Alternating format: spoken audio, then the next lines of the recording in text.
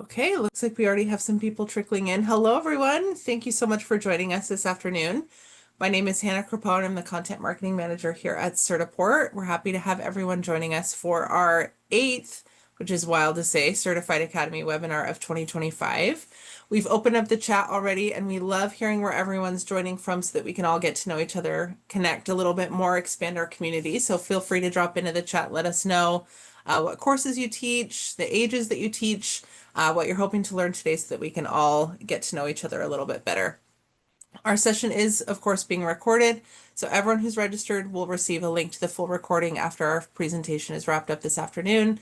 That does mean, of course, that everyone who is not here as a panelist is currently on mute. So if you have questions that you want to address to our panelists today, please feel free to drop those into the chat as well, and we can address those as those come up. I wanted to give some quick attention to our session sponsors before we dive into our content and our panel discussion. This session is being sponsored by the Cisco Certified Support Technician Program, the IT Specialist Program, and the Microsoft Certified Fundamentals Program. These certifications allow your students to prove their work-ready IT skills and knowledge, helping them find jobs in growing fields such as cybersecurity, which is what we're going to be addressing today. So we'll have more information about these programs. I can drop some links into the chat for people who are interested, and we'll also have links in our webinar recording email that you'll get in your inboxes a little bit later.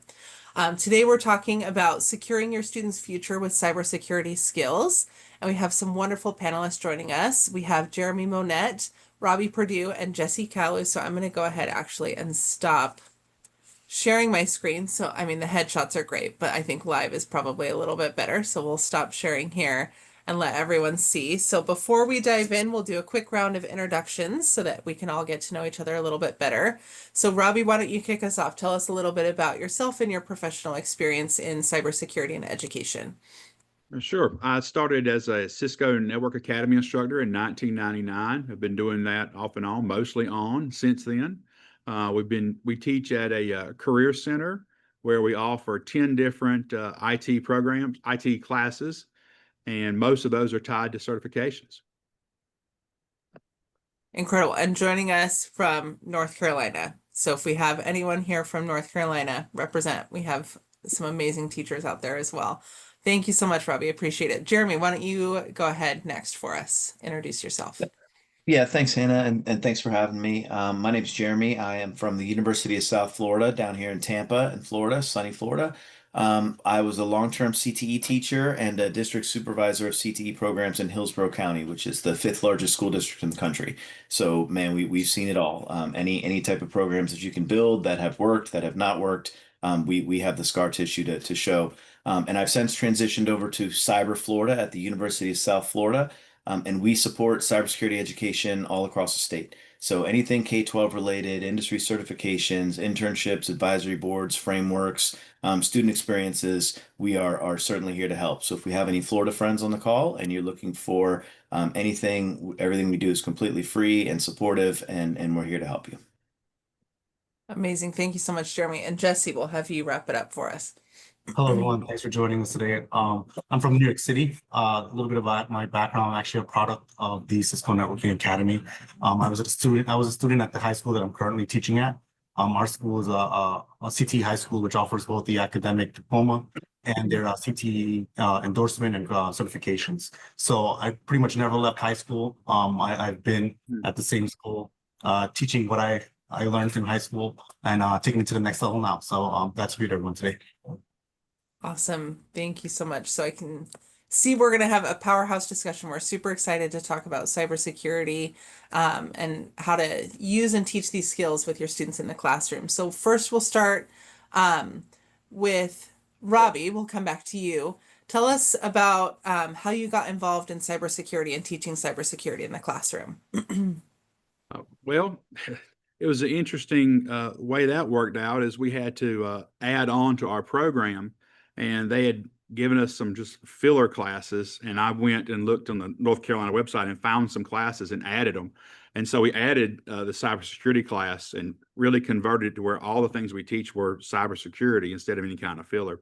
And I'm old enough to remember back when it wasn't really called cybersecurity; it was just making a secure network. And so that's kind of a new thing over the last couple of decades. And so we've added that. So. It's been very popular.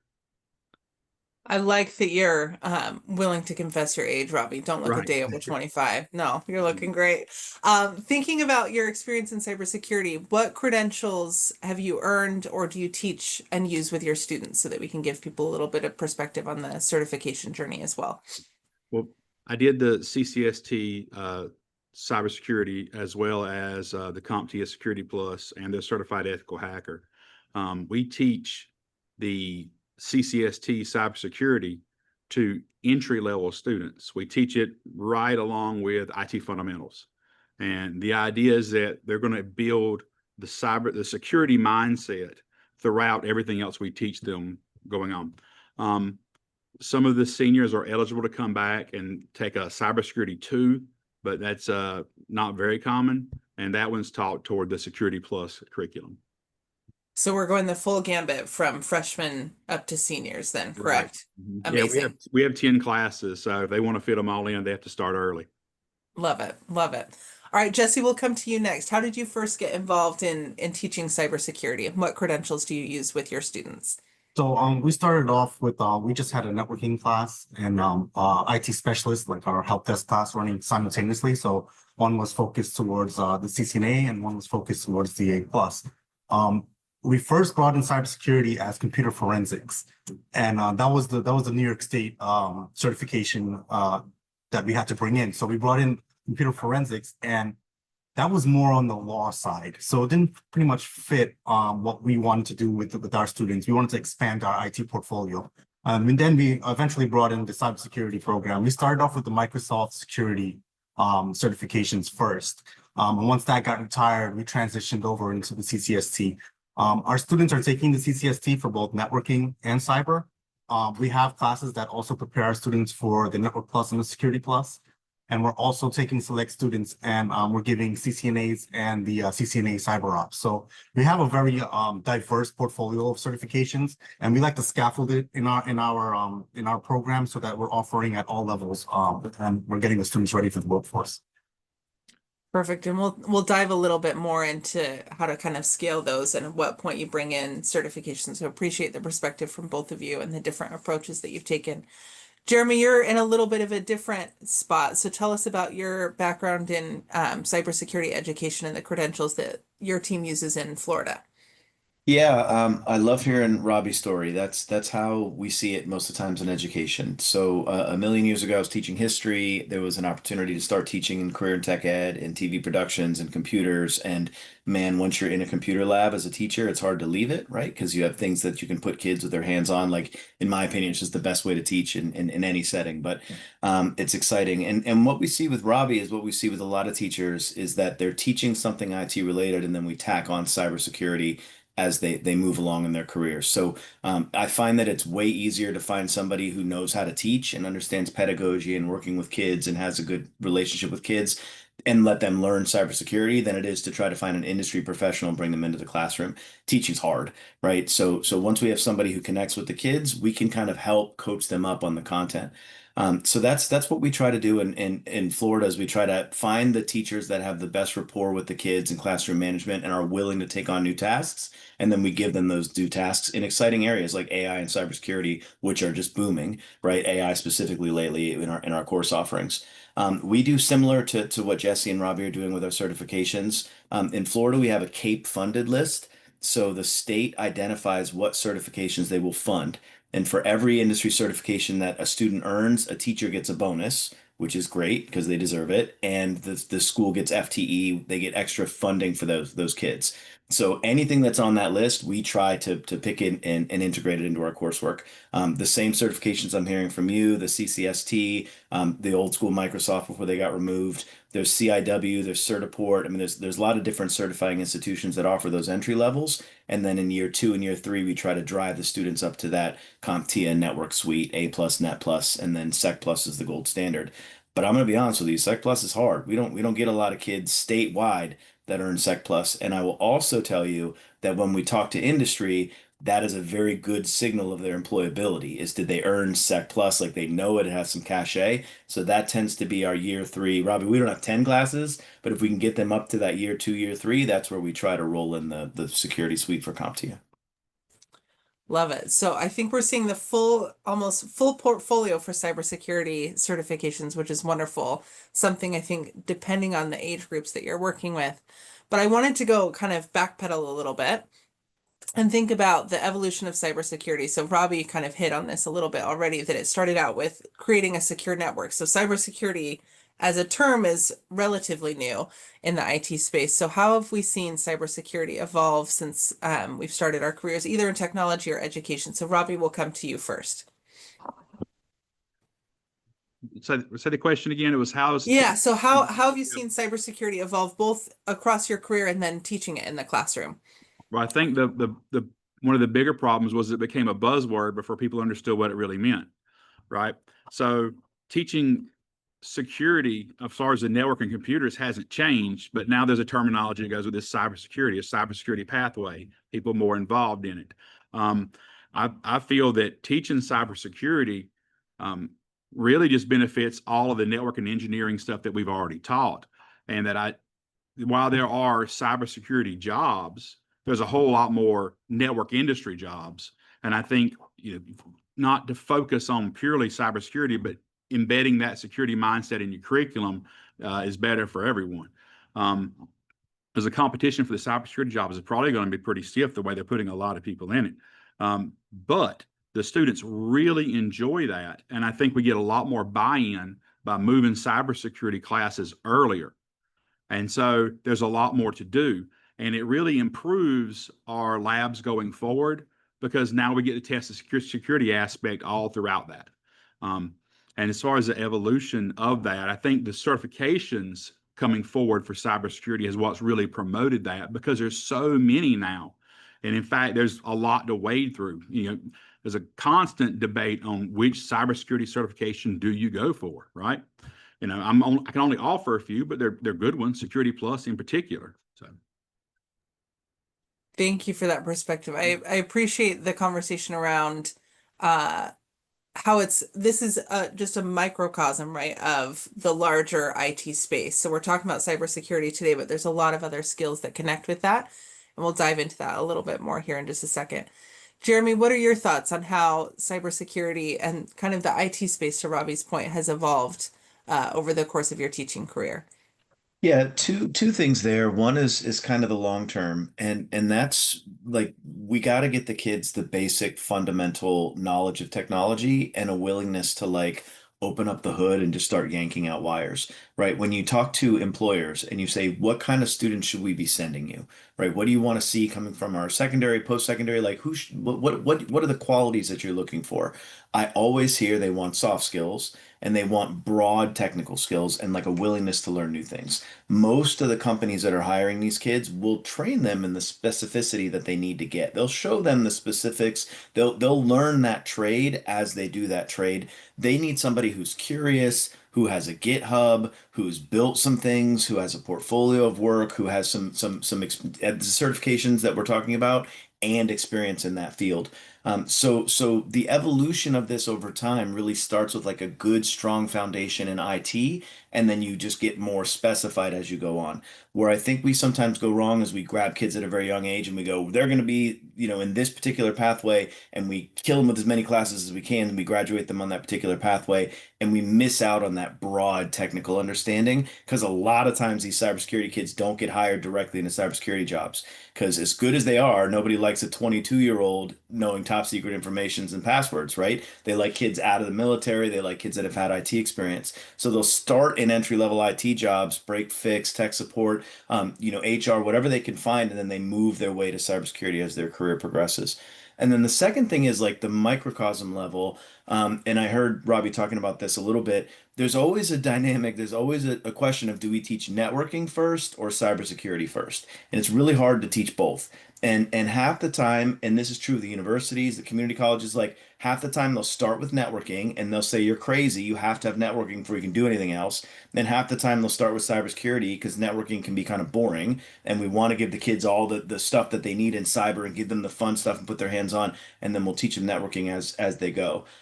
Both of those I think are good solutions, and it's interesting as long as you kind of see the kids getting a fundamental understanding of networking and the kind of basic in and outs of cybersecurity, I think we're preparing them for the job market as they move forward. All right, so I'm going to start some debate here in a minute. We'll come to Jesse first, but then I want to start some debate on that approach and what are the areas of IT that we should be focusing on. So Jesse, first, in your experience, how has cybersecurity evolved as you've been teaching it in the classroom? Yeah, I'd like to agree with both of you. We've seen it start off as a buzzword. Everyone was just jumping on the bandwagon just to start teaching it, get the funding, and didn't know what we were doing with it. But I would like to say that I think that the IT industry is kind of collapsing into one. You need networking with cybersecurity, cybersecurity with networking, and I think we're at a disadvantage if we're not teaching the students both. We can add a layer of cybersecurity in anything we teach now, whether we're doing an IC3 certification, A+ certification, there's some sort of cybersecurity that we can layer on top of that. I think teaching it as a standalone was the first approach when it first came about, but now integrating it within all of our pathways and all of our curricula seems the best approach now to make sure that our students are prepared.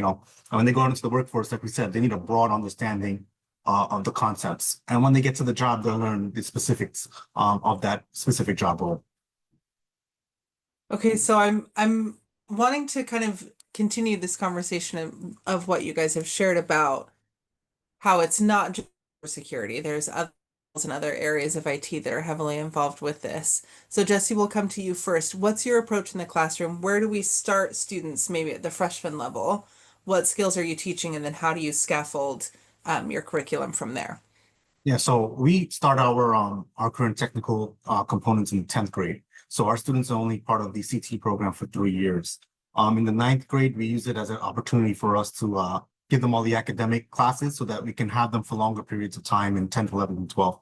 So in the 10th grade, we start our students off with the IT fundamentals, IT essentials, but they're going towards the Tech Plus certification through CompTIA. So that'll give them the fundamental break fix, how to navigate the computer, different operating systems, so on and so forth, and introduce them to cloud, introduce them to networking, introduce them to cyber.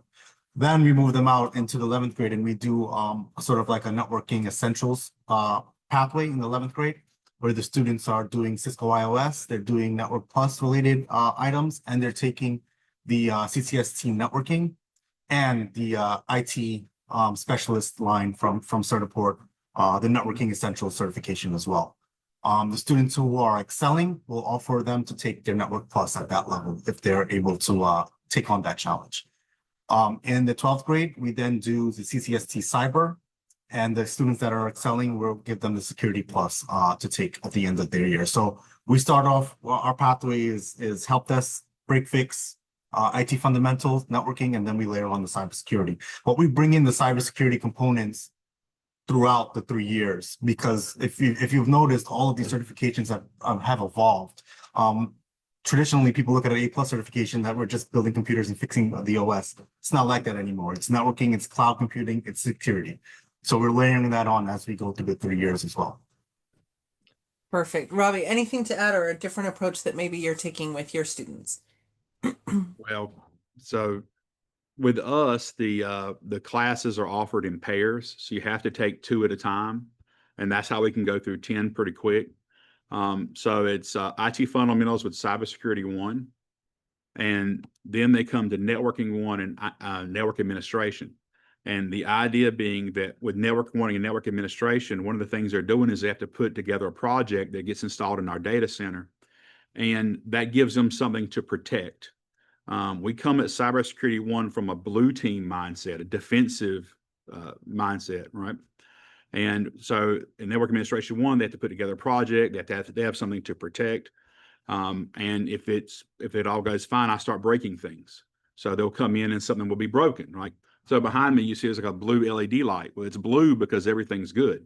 So if it's red, it means the data center is overheated, it's too hot. If it's yellow, it means the network's down, right? So that's part of the network monitoring team. And so the next phase would be, see, the 5th and 6th class would be network engineering 2 and advanced studies. And in advanced studies, they get to pick which curriculum and certification they want to work towards. So we've had students pass the Linux Plus or pass Server Plus, and this year we've just got the IT specialist certifications turned on for the first time. And so we're going to be playing with those when we get to those next semester. That'd be great. And then our last classes they could take to round up the last four would be the 2A+ classes, or they could do the capstone where they do the Network Plus and Security Plus classes. And that's when the red teaming comes in with Security Plus, where they go offensive security stuff, right? So we kind of breaking it up into a blue team, red team, which is still very new for us. We're going to see how that works. Love that. Slightly different approach, but similar goals that we're trying to accomplish, right? Love that. Thanks, Robbie. Jeremy, any additional thoughts? Is there a different approach that you're taking in Florida? Or does it mirror what Robbie and Jesse have shared? No, first of all, just super impressed. Jesse and Robbie, you guys are running an awesome program. So congratulations. It's everything you want to see. Like the you guys have it deep and wide, right? The students are being exposed to many different topics. I think Jesse's spot on when he says like IT, you can't just specialize and have blinders on the rest of the field anymore. So kudos on what you guys are building. We just worked with the Florida DOE to rewrite the state frameworks. So in Florida, the state DOE kind of tells you what courses to pick and what progression, and they give you the standards. And it's up to the local schools and districts to identify the instructional materials and build the assessments. In those new standards that we wrote that should launch in this upcoming school year, we did two main things. We aligned with the new AP courses that were being put out because AP still has a little sizzle, and we just wanted to make sure that it made sense in the progression of the framework. And we allowed some teacher autonomy in those higher level courses because as you get somebody like Robbie who's crushing it and class 7, 8, 9, 10, a lot of times it matters more what Robbie wants to teach and what the kids are interested in and what his proclivities are and what he knows than it does what some guy at in Tallahassee says. So we're looking at very similar course progressions. We've got an intro level IT fundamentals in year one. Then we move into networking. Then we move into cybersecurity. And that was a heated debate, right? Like which one of those two should go. And there are districts that will flip that. Universities tend to stick with that structure. Community colleges tend to flip that in Florida. So it really is up to wherever you want to go. And then in that last year, we're doing similar things to what Jesse's doing. We have a capstone class. We have some of the A+ courses. There's kind of a thing that you can select from where you can allow students to do independent study or gather internships. So the goal is to get them all the basics of IT, basics of networking, basics of cybersecurity, and then we feel confident they're ready to matriculate to the next level or apply for some of those high skill, high wage, high demand jobs. And then if they have that fourth or fifth year, then we're starting to put them in capstones and get them work experience. And I will tell you, Hannah, that the work experience is rarely in cybersecurity. Similarly, they don't want 17-year-old kids in their tech centers. So we try to place them in cyber adjacent positions. So they're doing things like even like HR or break fix so that when they go to get employed, they can say, here's my, pedigree and certifications inside of this discipline. And I have experience in tech, and that tends to help them, even if it's not specifically experience in cybersecurity. Skills that are adjacent to the field that they're hoping to pursue, right? Skills Like and that. experience. Yep, Yes, exactly. So thinking about the workforce and the fields that we're hoping these students are able to pursue, I think one of the things that we haven't addressed yet is how do we get the students excited and involved? We know that there's jobs that these students can go into, that there's fields that have high demand for these types of workers, but how do we get students excited and engaged? So I wanted to kind of start that discussion as well. And Jesse, will come to you first. How are you getting your students excited about teaching cybersecurity and even networking, right? Because that is kind of a precursor or a sister that goes alongside with this cybersecurity discussion. Yeah, so I'd like to piggyback on what Jeremy said about it's hard to get a cybersecurity job right off the bat, right as soon as you even internships for our students. It's rough. We're getting more of the break fix, more of the tech support type of internships for our students. So with that, to get the students more engaged, I'm bringing the workplace into the classroom. So we're creating the scenarios internally that the students are able to go ahead and fix in their own environment without having to worry about breaking something. We're having each students build networks. We're having the other teams bug networks, and we're having other teams come in and fix those bugs. So we're constantly rotating, bringing in scenario-based instruction, project-based instruction, just so that we can replicate what industry looks like for them. Because if we're just going to give them the break fix and they're going to get bored and they're going to say, this wasn't what I was signed up for. So bringing in those scenarios, doing the fun stuff, doing the hacking labs with them, it's going to keep them engaged. And keeping it relevant to what they know and what's going on in current events. So a way that I keep them engaged and stay on top of what they know is I'm on social media a lot. So your algorithm will adapt to what you're doing and what you're searching. So I'm on TikTok a lot. I'm seeing the latest trends. I'm seeing the latest security breaches, and the kids are seeing it too. So whatever they're seeing, I'm seeing it, and I'm bringing it into the classroom so that I can stay relevant and keep them engaged as well. But I think a lot of us have the same complaint that we're not getting the internships for the students in cyber. So what the next step is us just bringing cyber into the classroom instead, bringing the scenarios into the classroom, bringing people from industry to come and work with them on their labs, bug their labs for them. That's all work-based learning experiences. They don't have to be at the job site to make that happen. I really like that. And I think that goes along well, Robbie, with your approach in the classroom from our previous discussions as well. How are you getting students excited and engaged with cybersecurity? All right, so I could talk an hour on this. I'll make 3 points. One is we teach a simulated workplace environment. So when you come in, you have to do a resume, a job application, you go through a job interview process, you get assigned a role in our company. Okay. We're able to set up things in-house here in our own in-house data center because we're firewalled off from the rest of the school. So we can put in servers, we can do anything we want. They can set up their own projects, they can take ownership of it. They're in little departments and they can't communicate to each other about what they need from each other. Like the security guy can't get his security server updated or a new one added on until he gets a ticket to provisioning, right? So they have to have that framework. They really get ownership of something, really enjoy it.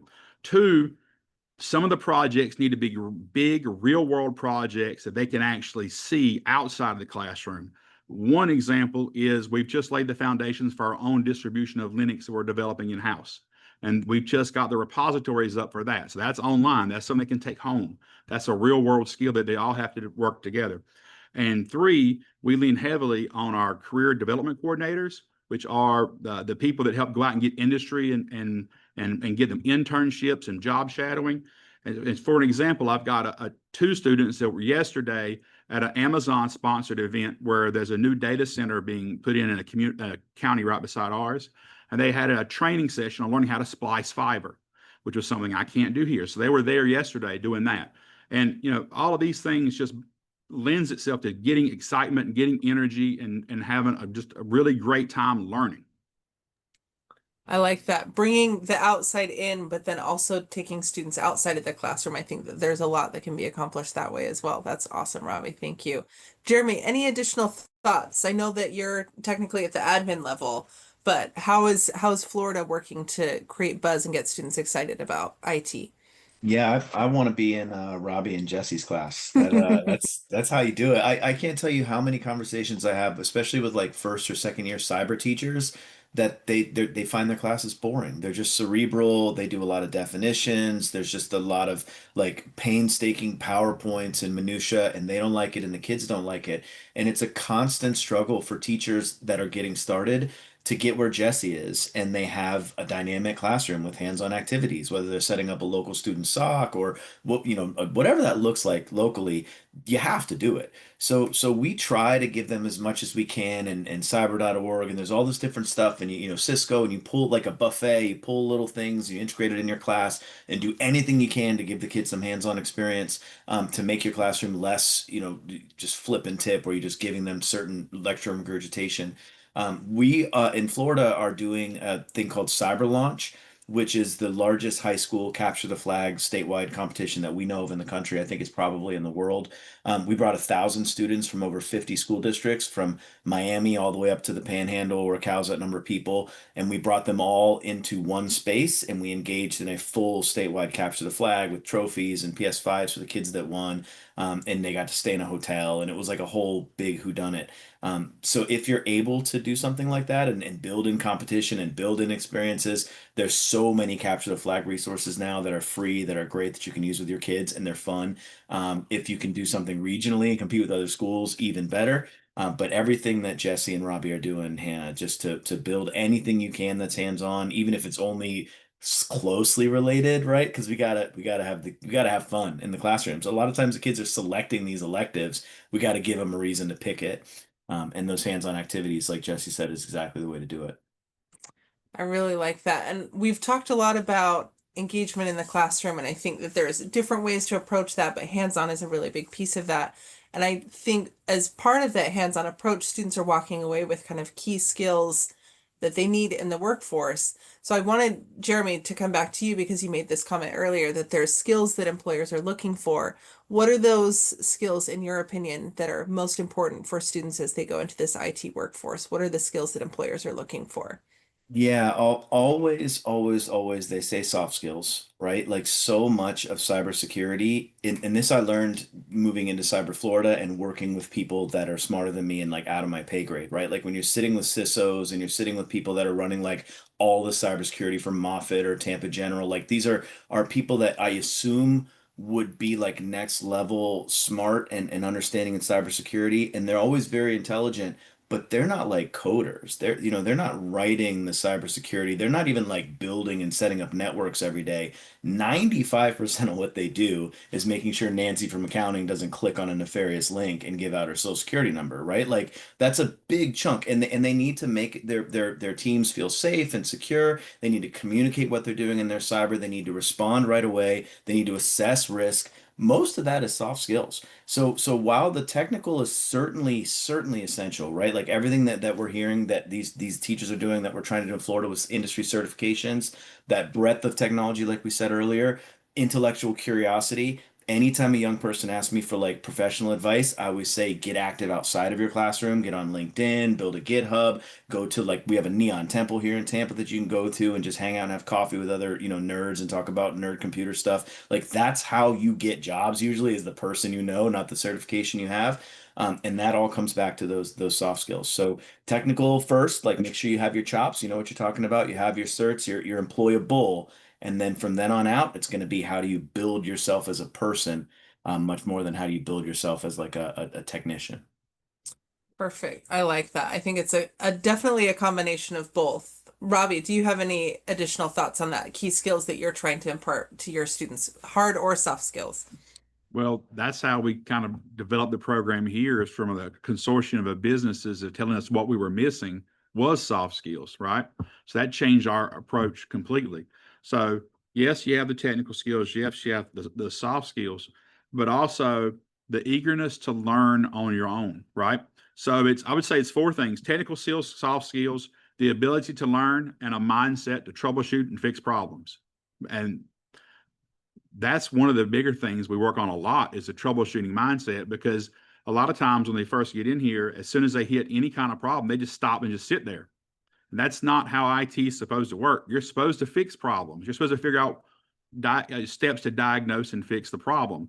And that's why we're constantly breaking everything in this room, right? Because if something's all going great, I'm going to break something. So, which is good because I test to make sure that they're working together like they're supposed to. So, troubleshooting mindset, the ability to learn on your own, and of course, soft skills and technical skills. And I think in conjunction with that troubleshooting mindset is the persistence to not just give up, right? You talked about students kind of look at the problem and they don't know how to approach it, so they don't persist. And so I think when you're in IT, you're the one who's supposed to have all the answers. You're supposed to be able to fix it. So being able to develop that persistence, that grit a little bit is super important as well.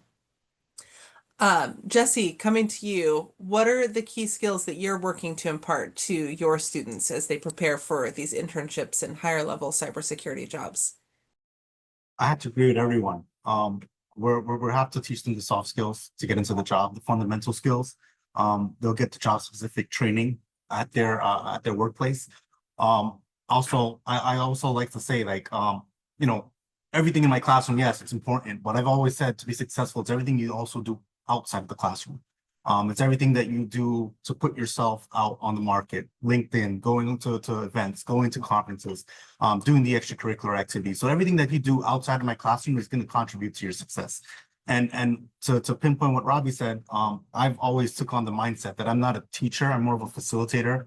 I'm going to teach you how to learn, because the field that we're in right now, it's going to change tomorrow, it's going to change next week. So the ability to learn and being able to take in skills and comprehend it and troubleshoot is going to really set you apart from everyone else. So I think teaching students how to learn effectively is our goal right now. So I'm going to pull a piece of what you were just saying, Jesse, that the technology, whether it's networking or cybersecurity or any of these fields in IT, I think is changing so rapidly. And that forces both students and educators to consistently adjust the curriculum kind of as you go. So looking at kind of the tactical level of how do we stay current, what are some resources that you use? Jesse, will come to you first to adjust your curriculum or to make sure that you're staying on top of teaching students what's currently happening in industry. Yeah, so definitely attend events like this. Sign up for all the webinars, sign up for all of the conferences, go meet people, meet industry. Sometimes it's hard for you as an instructor to get out of the classroom. It's hard for us to go back into industry. So the only way for us to really do it is to attend events like this and go to conferences where we can network with other professionals and other instructors to see what they're doing in the classroom.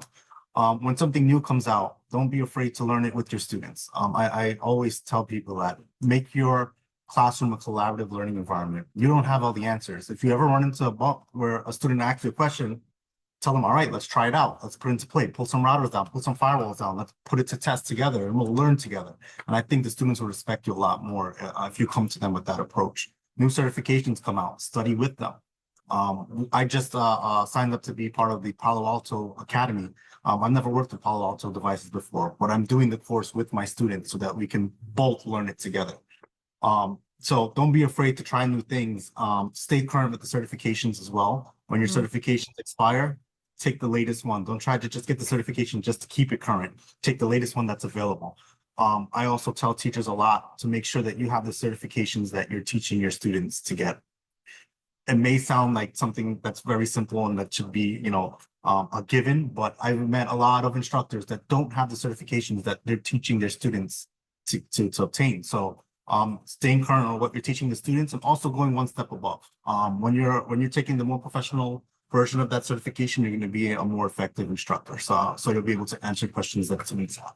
So that's how I stay on top of my my professional goals and what's current, and read a lot. Be on social media. We tend to hide from it, but the answers are there now. So stay on social media, keep up with the trends, and you'll be successful in the classroom. I think what I'm taking away from this more than anything is that Jesse's advocating that everyone to spend a lot of time on TikTok. Yeah. Thank you so much. I appreciate that because I think one of the hardest things about teaching IT is that it's not teaching an English literature or math class where things are fairly consistent across the board over time. There's so much that changes in technology and you have to adjust kind of as you go. So I appreciate pointing out some of those resources that are available. Robbie, in your opinion, are there other resources or ways that you can adapt your curriculum with the changes that are happening in technology?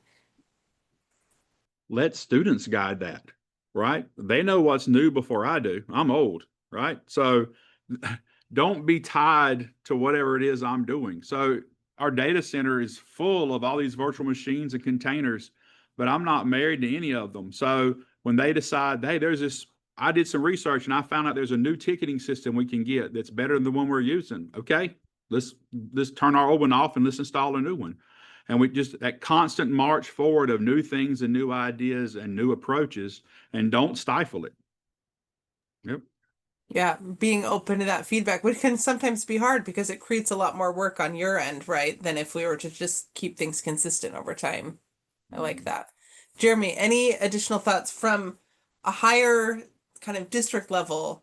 How are you guys adjusting for rapid changes in technology? Yeah, I mean, Jesse and Robbie said it great. I especially liked hearing Jesse say to stay current on those industry certifications, right? Like we try really hard to make sure that the industry certifications are signaling to our educators what they're looking for in industry. That's the whole goal, right? So I always recommend teachers to take as many as they can. Don't be afraid to fail them. You can usually retake them. A lot of times your district will pay for them. And if you take one and you fail one, now you can anticipate student misunderstanding. You know what parts you got to study. You know what they're going to struggle on. So take it again. Or if you take it and you go, oh, this doesn't fit at all, then you know, then you learn something either way. So that's rule number one. And then rule number two right now currently is I'd say if you're not integrating AI, you're doing your students a disservice. And I know that's a buzzword. I know everybody keeps hearing it, and I know districts have different like structures on how they're allowed to use it, and everybody has a different approach. But I don't know if you saw that Shopify memo that came out earlier this year. But Shopify is one of the biggest businesses in the world, right? Largest POS point of sales company, and they've completely restructured where every time you have an employee evaluation for anybody, not just tech, right? For janitors up through secretary, like anybody in the organization, you have to demonstrate how you're utilizing AI in your job and making you more effective through the use of AI. That is just like a standard, like how do you interact with your coworkers? How are you interacting with AI? Feature of getting your employee evaluations in the largest employers in the tech space and out of the tech space now. And the other thing they did was they said if you're going to hire, if you're a hiring manager and you're asking for money to hire in your department, you have to document how the person you're hiring, that job can't be done by AI. So not only do our kids need to know how to integrate AI and utilize it to make them more effective, they have to know what they bring to the table that AI can't do. They have to know the limitations. And the more I use AI as an expert, the more I realize it ain't as good as a lot of people say it is, right? Like it messes up a lot. And it's continuing to mess up a lot, right? So as your students learn like how they can use that tool and what the limitations are of that tool, they're better suited to move into jobs as stated criteria now for employment. So if we're not finding ways to give them lessons that are encouraging them to explore using I do think that we're not setting them up with the tools they need to be successful in the workforce. So since Jeremy opened up that buzzword, I think it's important that we kind of address it and talk about it a little bit more. So Robbie and Jesse will come to you to get your thoughts from an in the perspective. How can you use AI to effectively teach and introduce students to using AI, which of course will be a big part of their career? So Robbie, we'll come to you first. How are you integrating AI into your IT classrooms? Well, our DevOps roles have to run code through AI as a check first, just to make sure it's not something obvious that they should have gotten. Our network documentation people also can use some of the AI stuff to check what they're writing. I don't really integrate it into network engineering. I think they would be trying to kind of force it there, but definitely where it makes sense.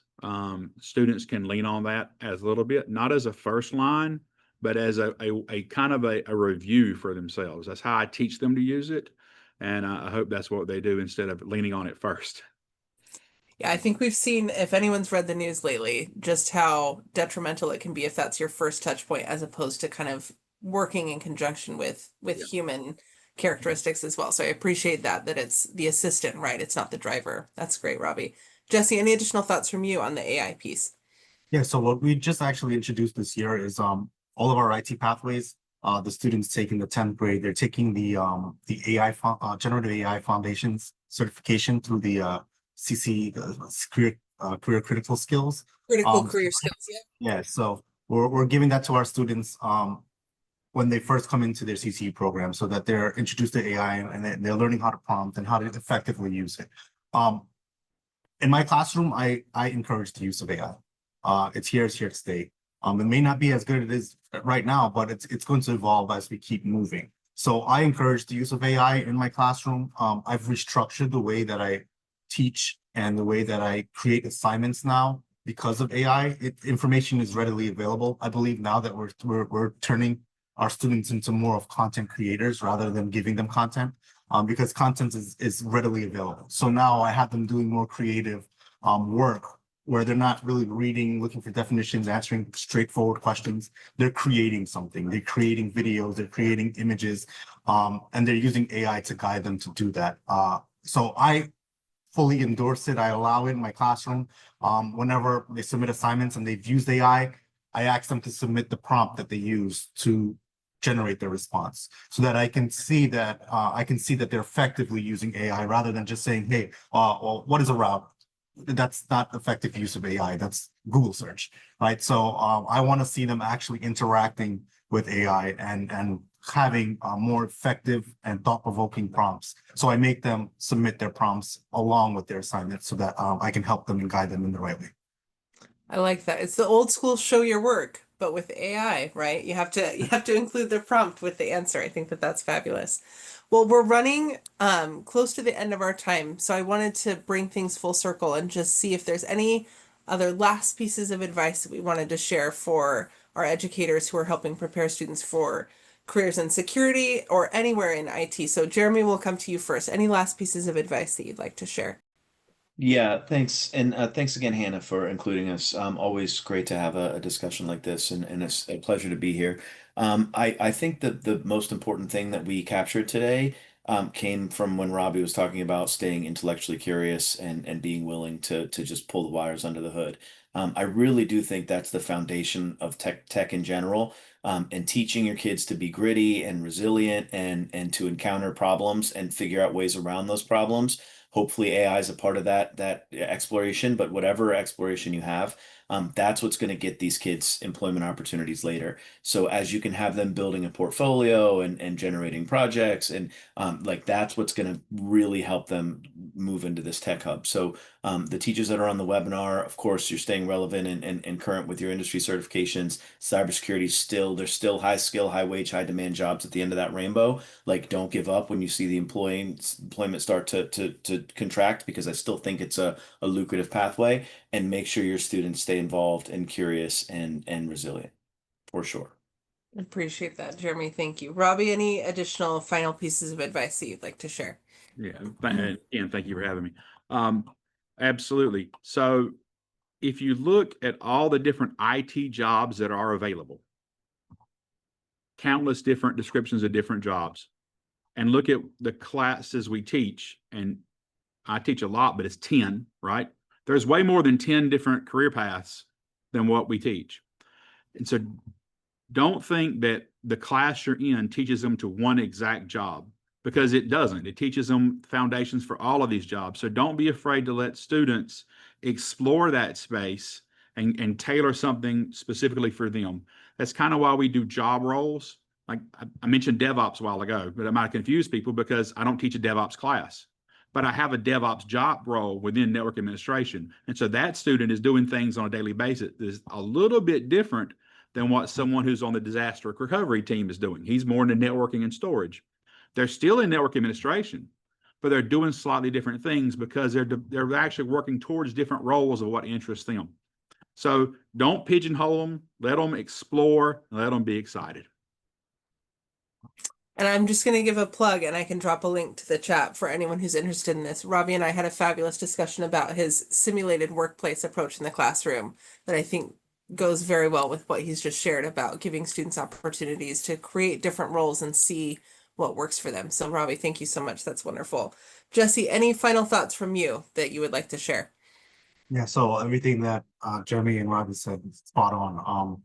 We just have to stay curious. Don't be afraid to try new things in the classroom. Stay relevant and push your students to succeed. Just give them all of the engagement that you can. Bring in the real world into the classroom, and just offer them experience. The more experience they have, the more successful they'll be when they leave. And again, what we're teaching, it's not to a specific job role. There's so many job roles out there that they can take what you're producing in your classroom and take it out into the real world. So just stay current, stay relevant, stay curious, and stay engaging. That's wonderful. Thank you all so much for your thoughts and everything that you've shared. We did have a couple questions that got dropped into the chat as we've been having our discussion today. So I just wanted to give us a chance to go through those. And if anyone else has any other questions, feel free to drop those as we're going through these additional thoughts.